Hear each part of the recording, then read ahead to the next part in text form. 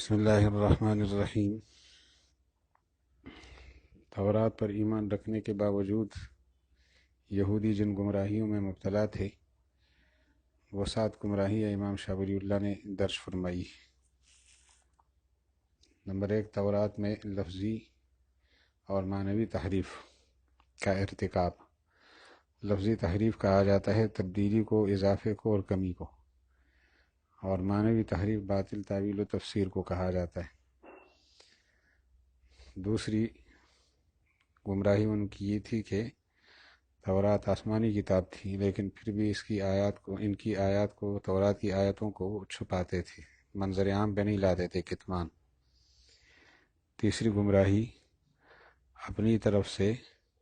بنا کر کسی حکم کو تورات میں شامل کرتے تھے، اس کو افتراء کہا جاتا ہے، اپنی طرف سے بناوٹی حکم کو تورات میں شامل کرنا۔ چوتھی گمراہی احکام تورات کے نافذ کرنے میں کوتاہی کرنا۔ پانچویں گمراہی اپنے باطل دین کی بیجا پشت پناہی کرنا، جس کو تعصب کہتے ہیں۔ اور چھٹی خرابی حضرت محمد صلی اللہ علیہ وسلم کی نبوت کو بعید از قیاس سمجھنا اور اللہ اور اس کے رسول کی شان میں بے ادبی کا ارتکاب کرنا۔ ساتویں خرابی اور گمراہی یہ تھی کہ بخل اور حرص میں مبتلا ہونا۔ ان خرابیوں کا تعارف کرانے کے بعد امام شاہ ولی اللہ رحمہ اللہ نے یہ فرمایا کہ میری نظر میں تحریف کا جو مسئلہ ہے وہ تورات کے الفاظ میں نہیں ہوئی۔ یہاں میں نے عرض کیا تھا کہ تحریف کے متعلق، تحریف لفظی کے متعلق 3 نظریے پائے جاتے ہیں۔ ایک نظریہ کہ تورات کے الفاظ میں تحریف بالکل نہیں ہوئی، صرف معنوی تحریف ہوئی ہے۔ دوسرا نظریہ کہ تورات کے الفاظ اور معنی دونوں میں تحریف ہوئی ہے، لیکن الفاظ میں تحریف کم ہوئی ہے۔ اور تیسرا نظریہ کہ تورات کے الفاظ معنی دونوں میں بے پناہ تحریف ہوئی ہے، اور یہ جمہور کا نظریہ ہے، پہلا نظریہ شاہ ولی اللہ رحمہ اللہ۔ تو اس سلسلے میں حضرت شاہ ولی اللہ رحمۃ اللہ علیہ کی رائے یہ ہے کہ تحریف تورات کے الفاظ میں نہیں ہوئی، اور اس کے لیے انہوں نے ثبوت کے طور پر حضرت عبداللہ ابن عباس کا قول پیش کیا ہے۔ چنانچہ فرماتے ہیں وَقَدْ تَحَقَّقَ لَدَى الْفَقِيرِ أَنَّ تَحْرِيفَهُمَ اللَّفْظِيُّ۔ فقیر یعنی اس فقیر کے ہاں اپنے بارے میں شاہ صاحب فرماتے ہیں کہ ان کی لفظی تحریف جو تھی قد کان فی ترجمہ التورات، ترجمہ تورات میں تھی، الفاظ میں نہیں تھی۔ وہ امثالها، اور ترجمہ جیسی چیزوں میں تھی، یعنی اس کی تشریح میں تھی، لا فی اصل التورات، نفس تورات میں نہیں تھی۔ اور یہی حضرت عبداللہ ابن عباس رضی اللہ عنہ کا قول ہے۔ لیکن اس سلسلے میں امام شاہ انور شاہ رحمہ اللہ وہ فرماتے ہیں کہ ابن عباس رضی اللہ عنہ کی روایت کا یہ مطلب نہیں ہے کہ تحریف الفاظ میں سرے سے نہیں ہوئی۔ اگر یہ نظریہ اپنا لیا جائے تو پھر قرآن پاک کے بارے میں بھی کہا جائے گا کہ اس میں تحریف ہوئی ہے، کیونکہ معنوی تحریف تو یہاں بھی بڑی کی گئی ہے۔ قرآن پاک کے الفاظ میں کوئی تحریف نہیں کر سکا، معنوی تحریفات کرنے والوں نے تو اپنی باطنی خباثت کا پورا اظہار کیا ہے، جیسا کہ قادیانی لوگ خاتم النبیین کے اندر کیا ترجمہ کرتے ہیں، افضل النبیین، کتنی بڑی تحریف ہے۔ ابن عباس رضی اللہ عنہ کے ارشاد کا مطلب یہ ہے کہ انہوں نے قصداً تحریف تورات نہیں کی، بے وقوفی سے تحریف ہو گئی کہ ان کے کچھ لوگوں نے وضاحت اپنی طرف سے جو تورات کی وضاحت سمجھی اسے تورات میں درج کیا، اور نئی نسل نے اس کو تورات کی آیت قرار دیا۔ تو تحریف جو ہے نا وہ قصداً نہیں ہوئی، ان سے بے وقوفی میں ہوئی ہے۔ پھر اس کے بعد فرماتے ہیں وہ تحریف المعنوی، اب تحریف معنوی کی وضاحت کرتے ہیں، وہ تأویل فاسد بحمل الآیت علی غیر معنیہا، وہ ہے فاسد تعویل کہ آیت کو غیر معنی پر محمول کیا جائے، اپنے معنی کو چھوڑ کر دوسرے معنی پر، جو حقیقی معنی ہے اللہ کی طرف سے طے شدہ، اس کو چھوڑ کر دوسرے معنی پہ محمول کرنا۔ بتعسف وانحراف عن سواء السبیل، تعسف اور انحراف کا ایک ہی معنی ہے، سیدھے راستے سے ہٹنا، سیدھے راستے سے ہٹنے کی بنیاد پر، غلط راستے پر چلنے کی بنیاد پر آیت کو غیر معنی پر محمول کرنا۔ تحریف معنوی کی حضرت شاہ صاحب مثالیں دے رہے ہیں کہ کہاں کہاں تحریف ہوئی ہے، چونکہ لفظی تحریف کے تو شاہ صاحب قائل نہیں ہے، اس لیے اس کی مثال نہیں دی۔ معنوی تحریف کی مثالیں اب دے رہے ہیں۔ ان میں سب سے پہلے یہ بتانا چاہتے ہیں کہ اللہ تعالیٰ نے ہر دور میں، اللہ تعالیٰ کا قانون رہا ہے کہ ہر دور میں، تو حضرت شاہ صاحب رحمہ اللہ نے جو بات فرمائی پہلی کہ اللہ تعالیٰ نے ہر دور میں دو قسم کے لوگوں کا تذکرہ کیا ہے، ایک وہ جس نے ایک دین کی تصدیق کر لی لیکن ہے فاسق، نافرمان ہے، اور دوسرا اس زمانے کا منکر، انکار کرنے والا کافر۔ ہر دور کے اندر دو قسم کے لوگ پائے گئے ہیں، یا تو اس دین کا انکار کرنے والے یا اس دین کا اقرار کر کے تصدیق کر کے نافرمانی کرنے والے۔ ان دونوں کے متعلق اللہ تعالیٰ نے ہر دور میں یہ فرمایا ہے کہ اپنے اس دور کا جو فاسق ہے یہ ہمیشہ دوزخ میں نہیں رہے گا، اپنے نبی کی سفارش سے وہ دوزخ سے نجات پائے گا، اور جو کافر ہے، جو منکر ہے اس دین کا، وہ ہمیشہ دوزخ میں رہے گا۔ جب زمانہ موسیٰ علیہ السلام کی شریعت کا تھا تو اس وقت دیندار لوگ یہودیوں کے نام سے یاد کیے جاتے تھے، تو اللہ تعالیٰ نے اس دور کے مطابق تعبیر یہ فرمائی اپنی کتاب میں کہ جو یہودی ہوگا اور نافرمان ہوگا تو وہ ہمیشہ دوزخ میں نہیں رہے گا، کچھ عرصہ دوزخ میں رہے گا، پھر نبی کی سفارش سے آزاد ہو جائے گا۔ اور جو یہودیت کا منکر ہے وہ ہمیشہ دوزخ میں رہے گا۔ جب عیسیٰ علیہ السلام کا زمانہ آیا تو عیسیٰ علیہ السلام کے پیروکاروں کو نصرانی کہا جاتا تھا، تو ان کی کتاب میں یہ بتایا گیا کہ جو نصرانی ہے اور نافرمان ہے وہ ہمیشہ دوزخ میں نہیں رہے گا، کچھ عرصہ دوزخ میں گزارے گا اور پھر نبی کی سفارش سے نکل آئے گا، اور جو کافر ہے، جاحد ہے، منکر ہے، وہ کبھی نہیں نکل سکے گا۔ جب اسلام کا دور آیا تو اسلام کے دور میں وہی بات فرمائی گئی کہ جو مسلمان ہے اور فاسق ہے وہ ہمیشہ دوزخ میں نہیں رہے گا، دوزخ کی سزا کاٹنے کے بعد نبی کی سفارش سے باہر آ جائے گا، اور یا سزا کاٹ کر آ جائے گا، یا دوسری طرف ہے کافر یعنی اسلام کا منکر، وہ کبھی نہیں نکلے گا۔ اب یہودیوں نے یہ سمجھا کہ یہ یہودی طبقے کے ساتھ یہ لفظ خاص ہے اور یہ حکم یہودی قوم کے لیے ہے، حالانکہ اس وقت اسلام کا نام یہودیت تھا،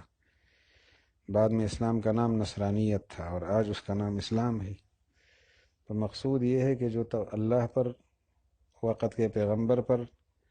اور آخرت پر ایمان رکھتا ہو، شریعت کی پاسداری کرتا ہو لیکن نافرمانی ہو جائے، حکم اس کے لیے تھا۔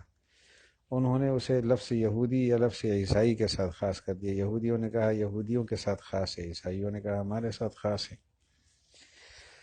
تو یہ ان کی تحریف تھی کہ لفظ یہودی کا ترجمہ انہوں نے صرف اپنے مذہب سے نہیں بلکہ اپنی قوم سے کیا، حالانکہ مقصود مذہب ہے، قوم نہیں ہے، قومی مذہب، یعنی ان کا مذہب ان کا قومی مذہب ہے۔ وہ یہ سمجھے کہ جو مذہب موسیٰ علیہ السلام نے دیا ہے اسی سے یہودیت مراد ہے، اور یہودیت کا ترجمہ بھی عینی ہی وہی ہے، اس میں کوئی تبدیلی نہیں ہوگی۔ فمن جملۃ ذالک، اس تحریف معنوی میں سے ایک یہ ہے کہ ان اللہ تعالیٰ قد بین الفرق بین المتدین الفاسق، اللہ تعالیٰ نے فرق بیان کیا ہے دین کی تصدیق کرنے والے فاسق اور کافر جاحد کے درمیان۔ کافر جاحد وہ کافر جو منکر ہو، فی کل ملت، ہر ملت میں۔ اور فرق بیان کرتے ہوئے اللہ تعالیٰ نے فرمایا ہے کہ آپ کے دور کا جو فاسق ہے وہ اور آپ کے دور کا جو کافر ہے وہ، ان دونوں کا حکم الگ الگ ہے۔ تو فاسق کے متعلق جو فرمایا اور کافر کے متعلق تو یہ فرماتے ہیں وَتَوَعَدَ الْكَافِرَ، کافر کو اللہ تعالیٰ نے دھمکی دی بالخلود، کہ وہ ہمیشہ دوزخ میں رہے گا، بالخلود، وہ ہمیشہ ہمیشہ کے لیے دوزخ میں رہے گا، اور جو فاسق ہے وہ ہمیشہ نہیں رہے گا۔ وَتَوَعَدَ الْكَافِرَ، کافر کو دھمکی دی بالخلود فی النار، کہ وہ ہمیشہ دوزخ میں رہے گا، والعذاب العلیم، اور دردناک عذاب میں رہے گا۔ وجب وضع اور جائز قرار دیا خروج الفاسق فاسق کے خروج کو من النار دوزخ سے بشفاعت الانبیاء انبیاء کی سفارش سے۔ ہر ملت کے اندر فاسق اور کافر کا فرق اللہ نے اس طرح بیان کیا۔ فاسق ہے دین کو مانتا ہے، کافر ہے دین کو مانتا ہی نہیں ہے، دونوں کا فرق اس طرح نمایاں کیا کہ جو کافر ہے وہ ہمیشہ کی سزا کاٹے گا اور جو فاسق ہے وہ نبیوں کی سفارش سے باہر آ جائے گا۔ وصرح بذلک، اور اللہ تعالیٰ نے اس چیز کی تصریح فرمائی ہے فی کل دیانت، ہر دین کے اندر، بسم المتدین بتلک الدیانہ، اس دین کو اپنانے والے کے نام کے ساتھ۔ مثلا یہودیوں کے نام سے یاد کیا، یا عبری کے نام سے، عبری عبرانی، یہودیوں کے متعلق فرمایا اس دور میں اس وقت کے دیندار کو، اور اس وقت کا دین یہودیت کے نام سے مشہور تھا، تو بتایا اللہ تعالیٰ نے کہ جو یہودی ہوگا یا عبرانی ہوگا اور فاسق ہوگا وہ ہمیشہ دوزخ میں نہیں جلے گا، اور جو عیسائی یعنی یہودی نہیں ہوگا، وہ یہودی نہیں ہوگا یعنی یہودیت کا منکر ہوگا، وہ ہمیشہ دوزخ میں جلے گا، اور جو یہودی عبرانی ہوگا تو ہمیشہ نہیں جلے گا، نبی کی سفارش سے باہر آ جائے گا۔ فَأَثْبَتَ ذَلِكَ فی التوراۃ، اس چیز کو اللہ تعالیٰ نے ثابت کیا تورات میں، بسم الیہودیت، یہودیت کے نام سے، للیہود، یہود کے لیے، فَأَثْبَتَ ذَلِكَ فی التوراۃ للیہود والعبریین، اس چیز کو تورات میں یہود کے لیے ثابت کیا اللہ تعالیٰ نے اور عبریین کے لیے۔ یہود پورا مذہب موسیٰ علیہ السلام کے ساتھ وابستہ لوگوں کا یہود ہے، اور یہ عبری اس لیے کہلاتے ہیں کہ ان کے بزرگوں میں کوئی عابر گزرے ہیں، یا اس لیے عبریین کہلاتے ہیں کہ دریا کو انہوں نے عبور کیا تھا تو اس لیے عابرین بن گئے، اس سے ہے، عبور سے ہے۔ تو عبریین کے لیے اور یہودیوں کے لیے اللہ تعالیٰ نے نجات کو ثابت کیا۔ وفی الانجیل للنصرانیین، اور جب انجیل میں باری آئی کافر اور فاسق کا فرق کرنے کے لیے تو اللہ تعالیٰ نے اس دور کے فاسق، جو مسلمان فاسق تھا، اس کو نصرانی کے نام سے ذکر کیا، اور قرآن مجید میں مسلمین کے ساتھ اس کو ذکر کیا۔ اب حکم کا دار و مدار کس پہ تھا؟ وہ ہے ایمان، کہ اس دور کا مومن یہودی تھا، اور بعد کے دور کا مومن نصرانی کہلاتا تھا، اور آج کا مومن مسلم کہلاتا ہے۔ بنیادی چیز اس میں ایمان باللہ والیوم الآخر، اللہ پر اور آخرت پر ایمان ہے، والایمان بالنبی الذی بعث الیہم، اور اس نبی پر ایمان ہے جو ان کی طرف مبعوث ہوا،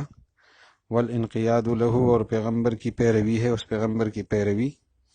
والعمل بشرائع ملتہ، اور اس کی ملت کے احکامات پر عمل کرنا ہے، مقصود یہ تھا، والاجتناب عن نواہیہا، اور اس ملت کے نواہی سے اجتناب کرنا ہے۔ تو یہودی کے نام سے اگر یاد ہوا تو مطلب یہی تھا کہ جو اپنے دور کا مومن ہو۔ عیسائی کے یا نصرانی کے نام سے جو یاد ہوا وہ اس دور کے مومن ہونے کے عنوان سے، یعنی نام تو نصرانی تھا لیکن مقصود یہ تھا کہ وہ مومن ہو، اور مسلمان کے نام سے اگر یاد کیا ہے تو بھی مطلب یہی ہے کہ وہ مومن ہو، ایمان باللہ، ایمان بالیوم الآخر، ایمان بالنبی، تابعداری کرتا ہو وغیرہ۔ ولیکن الیہود، لیکن اس میں یہودی لوگوں نے زعموا، یہ سمجھا، ان کل من کان یہودیا او عبریا فہو من اہل الجنہ، کہ جو شخص یہودی نسل کا ہوگا، عبرانی نسل کا ہوگا، وہ جنتی ہے، اس کا دین سے اور ایمان سے تعلق نہیں ہے، نسل سے تعلق ہے۔ پھر آگے کہنے لگے وَتُخَلِّصُهُ، اور یہودی لوگ اس کو خالص، وَتُخَلِّصُهُ، اور یہودی آدمی کو جو عبری ہوگا یا یہودی ہوگا اس کو نجات دے گی شفاعت الانبیاء، انبیاء کی سفارش من العذاب، عذاب سے۔ وہ یہ سمجھے کہ یہودی کو سفارش کا فائدہ ہوگا، اور آگے کہنے لگے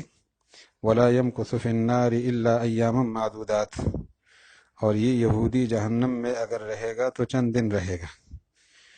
وَإِن لَّمْ يَتَحَقَّقْ ذَلِكَ الْمَنَاطُ، اگرچہ یہ والی علت موجود نہ ہو، یعنی ایمان والی علت موجود نہ ہو، یہودی ہونا کافی ہے، تورات میں لفظ یہودی موجود ہے، یہودی کے لیے یہی حکم ہے۔ پھر آگے فرماتے ہیں وَلَمْ يَكُنْ إِيمَانُهُ بِاللَّهِ عَلَى الْوَجْهِ الصَّحِيحِ، اور اگرچہ اللہ کی ذات پر صحیح طریقے سے اس کا ایمان نہ بھی ہو، ولم یدرک حظہ من الایمان بالآخرہ، اور آخرت کے ایمان کا بھی کچھ حصہ اس نے حاصل نہ کیا ہو، پایا نہ ہو، ورسالۃ النبی المبعوث الیہم، اور نئے مبعوث شدہ پیغمبر جو ان کی طرف آئے ہیں ان کی رسالت پر ایمان کا بھی کوئی حصہ اس نے حاصل نہ کیا ہو، تب بھی یہودی کا لفظ کافی ہے، یہودی کا نسل ہونا، یہودی اور نسل ہونا کافی ہے، اس کو نجات ملے گی۔ اگرچہ اللہ پر صحیح ایمان نہ حاصل کیا اس نے، اگرچہ نئے پیغمبر پر اس کو ایمان حاصل نہ ہو، اگرچہ آخرت پر صحیح طریقے سے اس کو ایمان حاصل نہ ہو، تب بھی وہ نجات پائے گا، یہ انہوں نے کہا۔ وَهَذَا خَطَأٌ صرف، یہ خالص غلطی ہے، وجہل محض، اور جہل محض ہے۔ وقد کشف القرآن العظیم هذه الشبہۃ علی تم وجہ، قرآن پاک نے شبہ کا ازالہ کیا ہے مکمل طریقے کے ساتھ، اور وجہ یہ بیان فرمائی ہے، لما انہ کان مہیمنا علی الکتب السابقہ، قرآن مجید سابقہ کتابوں کی نگران کتاب ہے۔ اسی طرح مبینا لمواضع الاشکال فیہا، اشکال کی جگہوں کو واضح کرنے والی کتاب ہے۔ فقال تعالی بلا من کسب سیئۃ واحاطت به خطیئته فاولئک اصحاب النار هم فیہا خالدون، اللہ تعالیٰ نے فرمایا کیوں نہیں، جس نے غلطی کی اور غلطی نے اس کو گھیر لیا، یعنی گھیرنے کا معنی یہ ہے کہ وہ مکمل کافر ہو گیا، یہ دوزخی ہوں گے، ہمیشہ رہیں گے، اور کسی بھی نام کے عنوان سے وہ مشہور ہوں،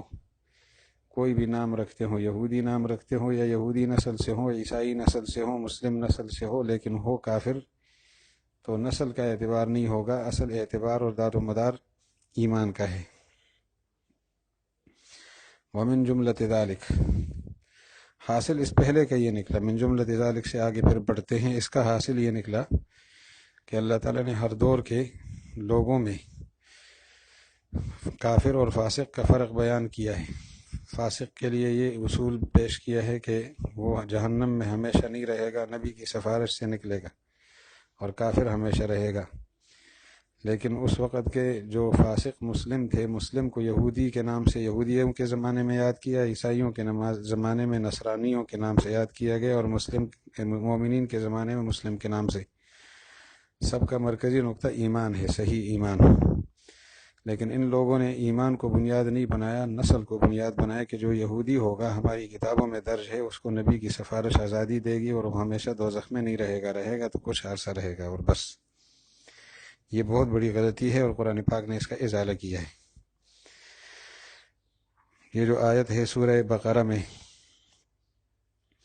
بلا من کسب سیئۃ واحاطت به خطیئته فاولئک اصحاب النار، یہ 81 نمبر آیت ہے۔ ومن جملۃ ذالک، دوسری مثال، تحریف لفظی نہیں معنوی کی ایک صورت یہ تھی کہ اللہ تعالیٰ نے ہر ملت میں احکام دیے ہیں اس زمانے کی مصلحت کے مطابق۔ اللہ تعالیٰ نے ہر دور میں جو احکام دیے اس زمانے کی مصلحت کے مطابق دیے ہیں، اور جو قانون بنایا ہے اس میں قوم کی صالح عادتوں کا لحاظ کیا ہے، اچھی عادتوں کا۔ اللہ نے جو قانون بنایا ہے قوم کی صالح اور اچھی عادتوں کا لحاظ کر کے قانون بنایا ہے، یہ اللہ تعالیٰ کا ضابطہ رہا ہے۔ ہر زمانے کے مناسب احکام بیان کیے ہیں، اور ہر دور کے لیے جو قانون بنایا ہے اس قوم کی صالح عادتوں کی پوری رعایت کی گئی ہے۔ پھر اللہ تعالیٰ نے حکم دیا ہے کہ اپنے ان احکام کو لو، تاکیدی حکم دیا ہے، اور ساتھ فرمایا کہ ان احکام پر آپ نے ہمیشہ کے لیے عمل کرنا ہے، اور ہمیشہ کے لیے ان احکام کا عقیدہ رکھنا ہے۔ آج کل حق اسی میں بند ہے، حق ہے تو اسی میں ہے، جو اس دور کے لیے شریعت کے احکامات آئے ہیں انہی میں حق ہے، بند ہے حق، دائیں بائیں حق نہیں ہے۔ اب اس کا مطلب یہ تھا کہ آج کے دور کے لیے یہ حق ہے، اور یہ آج کے دور کا بندہ جب تک زندہ رہے اسی کے ساتھ ہمیشہ وابستہ رہے۔ لیکن وہ لوگ یہ سمجھے کہ اس دوام سے مراد ہمیشہ کا دوام ہے، قیامت تک کے لیے یہی دین اب رہے گا اور یہی احکام رہیں گی، یہ ان سے غلطی ہو گئی۔ اللہ تعالیٰ نے جو احکامات جس دور میں دیے ہیں ساتھ تاکید کی ہے کہ آپ نے اس حکم کو کبھی نہیں چھوڑنا، اور حق جو ہے وہ اسی میں منحصر ہے۔ آپ نے حق کبھی نہیں چھوڑنا اور حق اسی میں منحصر ہے، اسی دائرے میں بند ہے۔ تو جب حق کا دائرہ طے ہے تو باہر نکلو گے تو خراب ہو جاؤ گے، لیکن یہ دائرہ ہمیشہ کے لیے نہیں تھا۔ لفظ ہمیشہ اگر استعمال ہوا بھی ہے تو ایک دور کے لیے ہے کہ آپ کے زمانے کا ہمیشہ، قیامت تک کا ہمیشہ نہیں۔ اس کو کہتے ہیں حصر اضافی، بنسبت تمہارے یہ ہمیشہ ہے، قیامت تک کے لیے نہیں ہے، حصر حقیقی نہیں ہے۔ لیکن انہوں نے اس کو حصر حقیقی سمجھا اور اسی پر اصرار کرنے لگے۔ ومن جملۃ ذلک انہ تعالی قد بین فی کل ملت احکاما،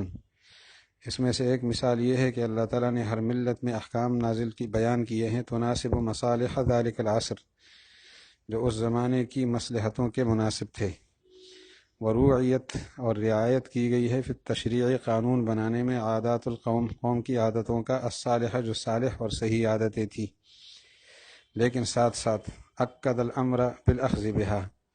تاکیدی حکم دیا ہے اس کو اپنانے کے بارے میں، وادامت العمل علیہا، اور اس پر عمل کرنے کی ہمیشگی کے بارے میں تاکید کی ہے کہ اب اس پر ہمیشہ عمل کرنا ہے، والاعتقاد بها، اور اس کے اعتقاد کی تاکید کی ہے، وحصر الحقیت فیہا، اور حقیت کو اسی میں بند کرنے کی تاکید کی ہے کہ حق اسی میں بند ہے۔ والمراد، اب مراد یہ تھا کہ ان الحق منحصر فیہا فی ذلک العصر، مطلب یہ تھا کہ اس زمانے میں حق اس دائرے میں بند ہے، وَأَنَّ الْإِدَامَةَ عَلَيْهَا اضافیہ، اور اس پر جو ہمیشگی ہے وہ اضافی ہے، لا حقیقیہ، اضافت حق یعنی ادامہ دوام حقیقی نہیں ہے، دوام اضافی ہے، دوام حقیقی نہیں ہے۔ اور دوام اضافی کا معنی یہ ہوتا ہے کہ جب تک نیا نبی نہیں آتا آپ نے ہمیشہ اسی کے ساتھ وابستہ رہنا ہے، اَيْ مَا لَمْ يَأْتِ نَبِيٌّ آخر، جب تک نیا نبی نہیں آئے گا،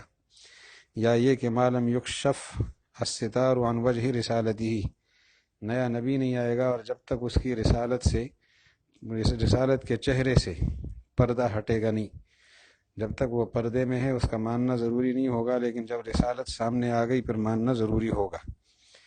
تو یہ ادامت، یہ دوام اضافی تھا جب تک نیا پیغمبر نہیں آتا اور نئے پیغمبر کے نبوت کے چہرے سے پردے نہیں ہٹتے، نمایاں نہیں ہوتا وہ۔ لیکن الیہود حملوا ذلک علی استحالۃ نسخ الیہودیہ، لیکن یہودیوں نے کیا کیا، اس چیز کو محمول کیا یہودیت کے منسوخ ہونے کے محال ہونے پر، حملوا ذلک، اس چیز کو محمول کیا کہ یہ جو دوام کا لفظ ہے کہ آپ ہمیشہ اسی دین کے ساتھ وابستہ رہو، تو انہوں نے دوام اضافی نہیں سمجھا، دوام حقیقی سمجھا، اور یہ کہہ دیا کہ اب یہودیت کبھی منسوخ نہ ہوگی۔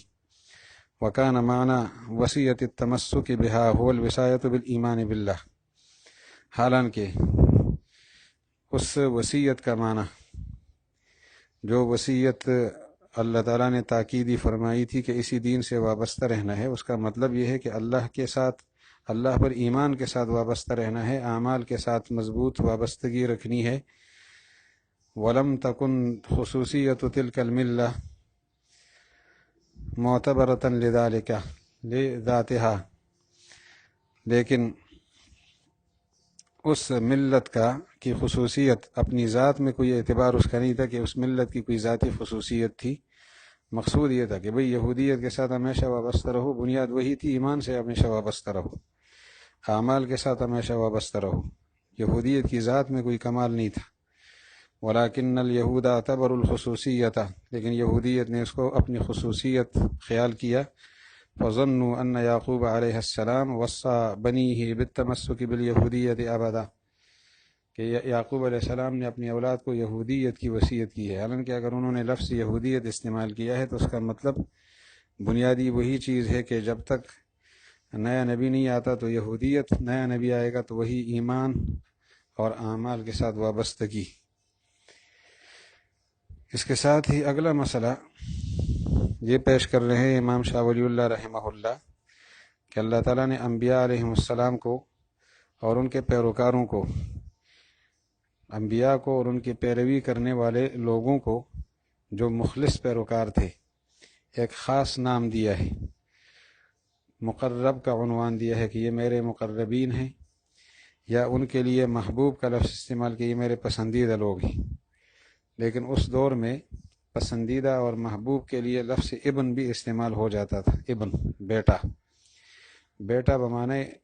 اولاد نہیں ہے، بیٹا بمعنی پسندیدہ اور محبوب ہے۔ اور اس زمانے میں جو منکر ہوتے تھے ان کے لیے مغضوب کا لفظ استعمال ہوتا تھا، یہ میری نظر میں بدترین لوگ ہیں،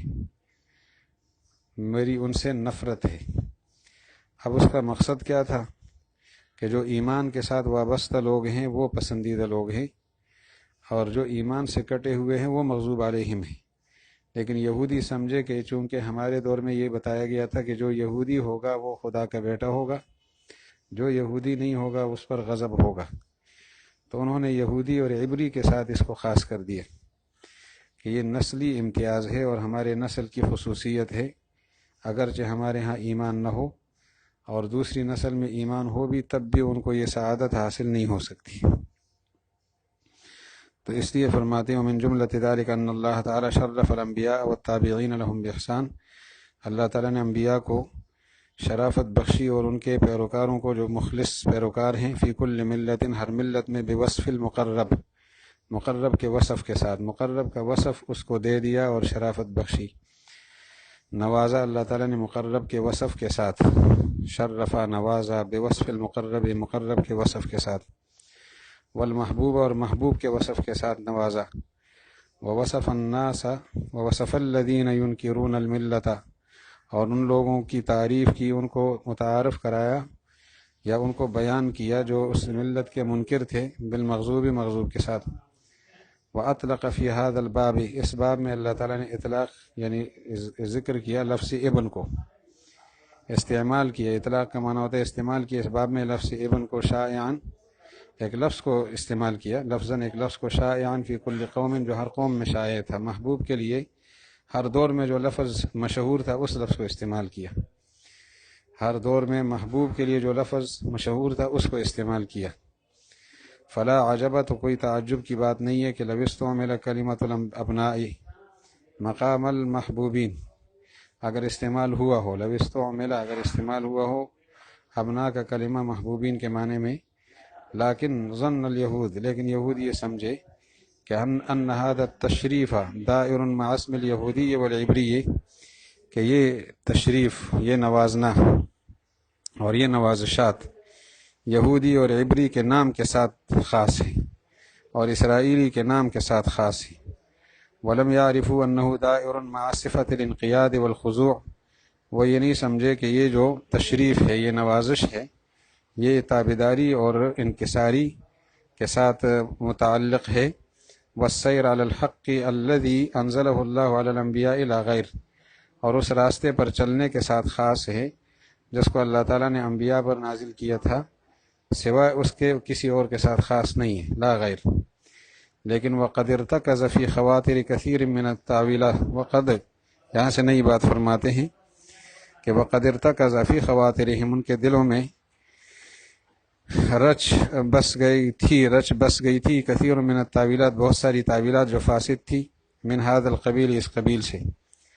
وتلقوها، اور انہوں نے ان کو سیکھ لیا تھا، وتوارثوها، اور حاصل کر لیا تھا انہوں نے، عن آبائہم، اپنے آباء سے،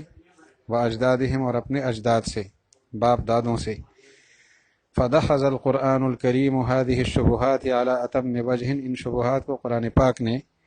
باطل کر دیا، دفع کر دیا، ختم کر دیا مکمل طریقے کے ساتھ۔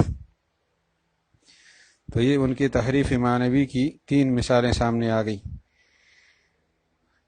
کہ ایک مثال یہ تھی کہ اللہ تعالیٰ نے ہر دور میں ہر ملت کے اندر فاسق اور کافر کا فرق بیان کیا ہے، تو اس دور کے فاسق کو، کافر کو، جو اس ملت کو اپنانے والا ہوتا تھا، اس دور کے نام کے ساتھ یاد کیا ہے کہ مثلا اور جیسے یہودیوں کا زمانہ تھا تو یہودی فاسق ہمیشہ نہیں رہے گا، نبی کی سفارش سے نکل آئے گا، مطلب ایمان اور عمل صالح تھا، لیکن انہوں نے ایمان اور عمل صالح کے حوالے سے بات نہیں لی اور یہ سمجھا کہ یہ نسلی یہودی جو ہے ان کے ساتھ خاص ہے۔ دوسری تحریف کہ ہر دور کے مناسب جو احکامات آتے ہیں، حق کو ان کے ساتھ بند کر لیا جاتا ہے، لیکن وہ حق اس زمانے کے حوالے سے ہوتا ہے جب تک نبی، وہ دوام اس زمانے کے حوالے سے ہوتا ہے کہ جب تک نیا نبی نہیں آتا، لیکن انہوں نے یہ سمجھا کہ ہمارے ساتھ ہمیشہ کے لیے خاص ہے اور ہمارا دین کبھی منسوخ نہ ہوگا۔ اور تیسرا یہ کہ اللہ تعالیٰ نے ہر دور کے اندر جو محبوب لوگ تھے اس زمانے کے عام مشہور لفظ کے ساتھ یاد کیے ہیں، اپنے محبوبین کو یاد کیا ہے، نبیوں کو، ان کے پیروکاروں کو۔ اس کا مطلب ایمان اور عمل صالح تھا، لیکن انہوں نے سمجھا کہ اس سے مراد یہودیت ہے اور نسل یہودیت ہے۔ اس کے بعد کتمان الآیات، آیات کا کتمان وہ کرتے تھے۔ تو کتمان الآیات پر انہوں نے مثالیں دی ہیں کہ تورات کی بہت ساری آیتیں اور بہت سارے احکامات وہ پوشیدہ رکھتے تھے، لوگوں کے سامنے نہیں لاتے تھے۔ کیوں؟ تاکہ ان کا جو بڑا مرتبہ ہے وہ محفوظ رہے، لوگوں کے اندر جو ان کا بڑا مقام اور بڑا پروٹوکول ہے وہ محفوظ رہے، یا اگر پرانا کوئی منصب ان کو حاصل نہیں ہے تو نیا منصب حاصل ہو جائے، اس کے لیے وہ آیات چھپاتے تھے۔ اور ظاہر اس لیے نہیں کرتے تھے کہ جب ہمارا عمل نہیں ہوگا، لوگوں کی نظر میں ہم بے عمل ہوں گے تو ہمیں مرکزیت اور نہیں ملے گی اور ہم پر اعتماد نہیں کیا جائے گا، لہٰذا ایسی آیتیں لوگوں سے مخفی رکھیں، پوشیدہ رکھیں، تو یہ الزام نہیں رہے گا اور پروٹوکول حاصل ہوتا رہے گا۔ تو کتمان الآیات فہو انہم کانوا یخفون بعض الاحکام والآیات، بعض احکام کو اور آیات کو وہ چھپاتے تھے، للمحافظۃ علی جاہ شریف، کہ وہ حفاظت کر سکیں منصب کی، مرتبے کی، جو شریف بڑا مرتبہ ہے، ان کا بڑا مرتبہ جس کو حاصل ہے اس کی حفاظت کرے۔ او لطلب منصب عزیز، یا منصب عزیز کو طلب کرنے کے لیے، انہیں حاصل کرنے کی کوشش ہو رہی تھی، اس لیے لئلا یتلاشى اعتقاد العامۃ فیہم، تاکہ ختم نہ ہو، کمزور نہ ہو عقیدہ، تلاشا کمزور نہ ہو عقیدہ، اعتقاد العامہ عام لوگوں کا، فیہم ان کے بارے میں، کہ وہ ان کو کمزور نہ سمجھے اور ان کے بارے میں بدگمان نہ ہو کہ یہ کیسے لوگ ہیں تورات کو پر عمل تو کرتے نہیں۔ تو یہ آیتوں کو چھپا دیتے تھے کہ اس طرح کے احکامات شریعت میں ہے ہی نہیں۔ ولا یلام علی ترک العمل بتلک الآیات، اور ان آیات کی مخالفت اگر وہ کرتے ہوں اور ان پر عمل نہ کرتے ہوں، ترک العمل کرتے ہوں، اس پر انہیں ملامت نہ کیا جائے، یہ ان کا مقصد تھا۔ اب مثالیں دے رہے ہیں کتمان الآیات کی۔ پہلی مثال کہ زانی کو رجم کرنا، یہ حکم تورات میں بڑی صراحت کے ساتھ موجود تھا، لیکن ان کے علماء کے اتفاق سے یہ حکم محمل چھوڑ دیا گیا تھا اور بالکل اس پر عمل کرنے سے یہ لوگ پیچھے رہ گئے تھے۔ وہاں وہ کیا کرتے تھے، اس کی جگہ کوڑے لگاتے تھے اور یا چہرہ سیاہ کر لیتے تھے بس، اور یہ چیز لوگوں کے سامنے نہیں لاتے تھے کہ تورات میں کیا لکھا ہے۔ بس کسی نے بدکاری کر لی، ان کے مولویوں کے سامنے پیش ہوا تو انہوں نے کہا اس کا چہرہ کالا کر دو اور اس کو کوڑے لگا دو۔ تورات کو سامنے نہیں لاتے تھے کہ کل یہ کوئی نہ کہے کہ تورات میں تو کچھ لکھا ہے، تم تو کچھ اور کہہ رہے ہو۔ اس لیے فرماتے ہیں کہ فمن جملۃ ذلک ان حکم رجم الزانی، زانی کے رجم کا حکم مصرح بڑی صراحت کے ساتھ مذکور تھا تورات میں، ولکنہم احملوہ لاجماع احبارہم، لیکن انہوں نے اس حکم کو چھوڑ دیا تھا کہ ان کے علماء نے اس پر اتفاق کر لیا تھا۔ کس پر؟ علی احمالہ، اس کے محمل چھوڑنے پر۔ وإقامت الجلد وتسحیم الوجہ مقامہ، اور اس کی جگہ کوڑے لگانا اور چہرہ سیاہ کرنا، تسحیم کا معنی سیاہ کرنا، مقامہ اس کی جگہ، یعنی رجم کی جگہ۔ وکانوا یخفون تلک الآیات خشیۃ الفضیحہ، اور وہ لوگ یعنی یہ مولوی لوگ ان آیات کو چھپاتے تھے لوگوں سے تاکہ رسوا نہ ہو، اور تورات تک ہر ایک کی رسائی نہیں تھی، صرف علماء کی رسائی ہوتی تھی، محدود دائرے میں ان کی کتاب رہتی تھی، ہر ایک تک نہیں پہنچتی تھی۔ قرآن پاک تو ہر ایک کے ہاتھ میں ہے۔ ومن جملۃ ذلک ان الآیات، دوسری مثال یہ ہے کہ اللہ تعالیٰ نے تورات میں یہ بشارت ذکر فرمائی ہے کہ حضرت حاجرہ علیہ السلام اور اسماعیل علیہ السلام کی نسل میں ایک عظیم الشان پیغمبر آئے گا اور ایک عظیم ملت ظاہر ہوگی، اور ظاہر جو ہوگی مشہور ہوگی اور پھیلے گی حجاز کی سرزمین سے، عرفات کے پہاڑ ان سے بھر جائیں گے اور تلبیہ کی آوازیں بلند ہو جائیں گی۔ اب اتنی تعریفوں کا مطلب یہ تھا کہ نئی ملت آ رہی ہے اور نیا پیغمبر آ رہا ہے، اس سے وابستہ ہونا ہے۔ یہ چیزیں تورات میں اب تک موجود ہیں، آج تک، کہ آخری پیغمبر اسماعیل علیہ السلام اور حاجرہ علیہ السلام کی نسل سے آئے گا، اور اس کے ساتھ لوگ وابستہ ہوں گے، اور تورات کے اندر یہ موجود ہے کہ عرفات کے میدان میں تلبیہ کی آوازیں بلند ہوں گی اور دور دور سے لوگ آئیں گے۔ جب ان سے کہا گیا کہ یہ کیا لکھا ہے تو کہتے تھے بالکل صحیح لکھا ہے، اس میں اطلاع دینی ہے کہ ایک نئی ملت آنے والی ہے، بس یہ نہیں ہے کہ ہمیں کہا گیا کہ اس ملت سے وابستہ ہو جاؤ، اطلاع دی گئی ہے۔ جیسے تمہارے ہاں دجال کی آمد کی پیشگوئیاں ہیں تو وابستہ ہونے کی دعوت تو نہیں ہے، یہی صورتحال ہمیں ہے کہ بھئی آئے گا پیغمبر، وہ محدود دائرے میں ہوگا، ہمیں اس کی پیروی کا حکم نہیں ہے، بلکہ ہمیں تو لڑنے کا حکم ہے ان کے ساتھ۔ یہ کتنی خطرناک جو ہے انہوں نے تعویل کر لی، اور حقیقت میں جو آیات تھی اس کا جو مفہوم تھا وہ چھپا دیا۔ ومن جملۃ ذلک ان الآیات التي فيها بشارۃ ببعثۃ نبی، وہ آیات جن میں بشارت تھی ایک پیغمبر کی بعثت کے بارے میں، فی اولاد حاجرہ و اسماعیل علیہ السلام یا حاجرہ علیہ السلام کی اولاد میں، والتی فیہا، اور وہ آیتیں جن میں بشارت تھی، اشارہ موجود تھا، والتی فیہا اشارۃ، اشارت الی وجود ملت، ایک ملت کی وجود کی طرف اشارہ تھا، یتم ظہورها و شہرتها فی ارض الحجاز، جس کا ظہور تام ہوگا اور اس کی شہرت مکمل ہوگی حجاز کی سرزمین میں۔ وتمتلئ بها جبال عرفۃ من التلبیہ، عرفہ کے پہاڑ بھر جائیں گے تلبیہ سے، اس ملت کی وجہ سے۔ اور آگے وَيَؤُمُّ النَّاسُ ذَلِكَ الْمَوْضِعَ مِنَ الْأَقْطَارِ، اور عرفات کا ارادہ لوگ کریں گے دنیا کے کونے کونے سے، والامصار اور شہروں سے۔ وہی ثابتۃ، یہ چیز موجود ہے تورات میں آج تک، لیکن یہود یتأولونها بأن ذلك اخبار بوجود تلك الملہ، وہ اس کی تعویل کرتے تھے کہ یہ اس ملت کے بارے میں خبر دینا ہے کہ ایک ملت آئے گی، ہماری کتاب میں لکھا ہے تو آئے گی، ہم نے کب انکار کیا کہ نہیں آئے گی۔ ولیس فیہا امر باتباعہا، اس پیشگوئی میں یہ نہیں ہے کہ اس ملت کو اپناؤ۔ وکانوا یرددون هذه الکلمہ، اور یہ کلمہ اپنی زبان پر یہ دہرایا کرتے تھے کہ ملحمۃ کتبت علینا، گھمسان کی جنگ ہے جو ہماری اوپر لکھی گئی ہے، گھمسان کی جنگ، اس ملت کے خلاف لڑنے کا ہمیں حکم ہے۔ لیکن یہ تعویل کوئی سنتا نہیں تھا۔ ولما ان هذا التأویل الرقیق لا يسمعه احد، جب اس تعویل رقیق کو کوئی سنتا نہیں تھا، یہ دراصل تحریف کرتے تھے، یہ تحریف معنوی تھی، لیکن اس کو کوئی سنتا نہیں تھا۔ ولا يصح عند احد، اور کسی کے ہاں یہ درست تعویل بھی نہیں تھی، تو كانوا يتواصون فيما بينهم باخفائها، تو آپس میں ایک دوسرے کو وصیت کرتے تھے کہ یہ آیتیں لوگوں کے سامنے نہ لائیں۔ یتواصون، ایک دوسرے کو وصیت کرتے تھے، یتواصون فیما بینہم، یتواصون ایک دوسرے کو وصیت کرتے تھے، فیما بینہم آپس میں، باخفائها کی ان آیتوں کو پوشیدہ رکھے، ولا یسامحون باظہارها، اور ان کے ظاہر ہونے میں بالکل نرمی سے کام نہ لیں، علی کل عام و خاص، کسی عام اور خاص پر۔ اللہ تعالیٰ نے ان کی اس عادت کو بیان کیا قرآن پاک میں، اتحدثونہم بما فتح اللہ علیکم، کیا تم لوگوں کے سامنے وہ چیزیں بیان کرتے ہو جو اللہ نے تم پر کھولی ہیں، لیحاجوکم بہ عند ربکم، تاکہ ان چیزوں کی وجہ سے تمہارے خلاف یہ حجت پیش کرے قیامت کے دن کہ ان کو پتہ تھا اور یہ نہیں مانتے تھے۔ ایسا نہیں کرو، جو یہ آیتیں ان کو چھپا کے رکھو، نہیں سامنے لاؤ۔ شاہ صاحب فرماتے ما اجہلہم، یہ کتنے جاہل ہیں، جہالت کا اندازہ لگائیے۔ اللہ تعالیٰ ایک ملت کے اوپر احسانات کا تذکرہ کر رہے ہیں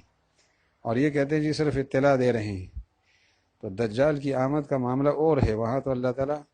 ان کی تعریف نہیں کر رہے، نہ کسی پیغمبر نے تعریف کی ہے، اور اس پیغمبر کی ملت کی تو تعریف ہو رہی ہے۔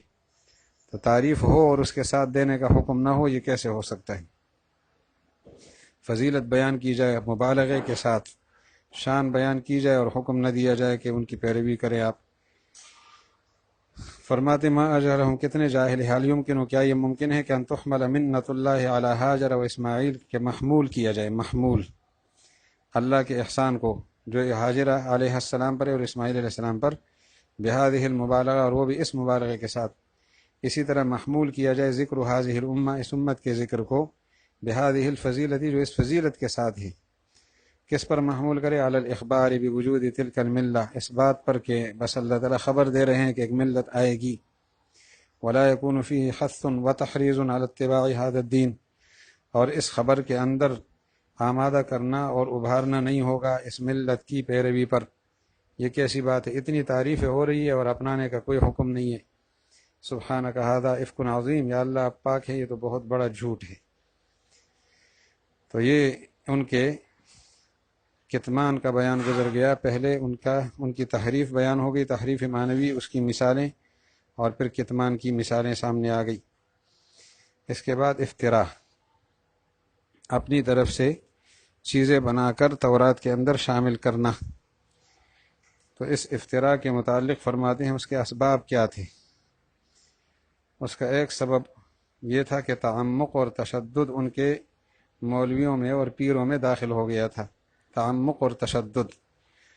بیجا سختی، عبادت میں سختی کا طریقہ اختیار کیے ہوئے تھے، اور تعمق، بال کی کھال اتارنا، گہرائی میں پہنچنا۔ اللہ تعالیٰ نے ایک حکم دیا ہے، نکم میں اس کی گہرائی میں گھس رہے ہیں، جیسے بقرہ بنی اسرائیل۔ تو دخول التعمق والتشدد علی احبارہم و رہبانہم، افتراء کے اسباب یہ تھے کہ تعمق اور تشدد ان کے مولویوں میں اور پیروں میں داخل ہو گیا تھا۔ دوسرا سبب والاستحسان،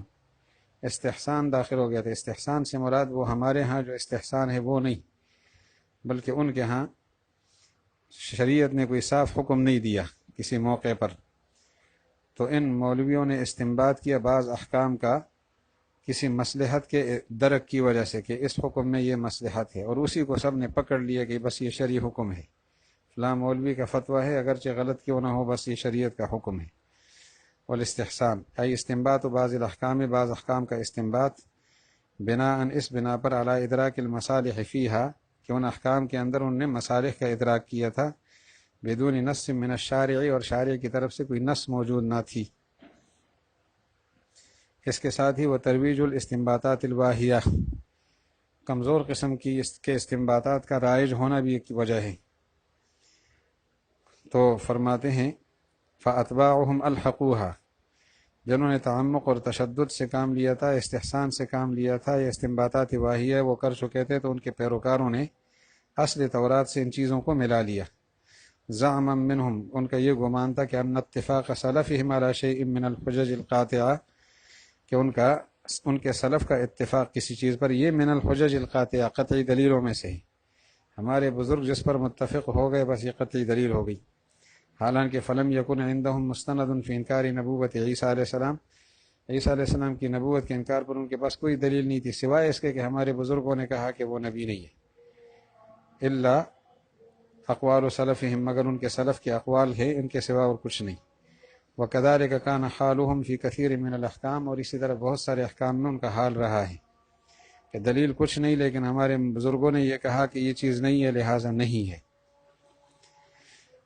تو یہ بنیادی چیزیں سامنے آ گئی، تو آج اسی پر اکتفا کر لیتے ہیں۔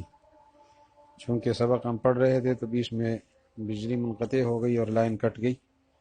یہ اس لیے ریکارڈنگ کی صورت میں پیش خدمت ہے۔ اگر کوئی سوال ہو تو پھر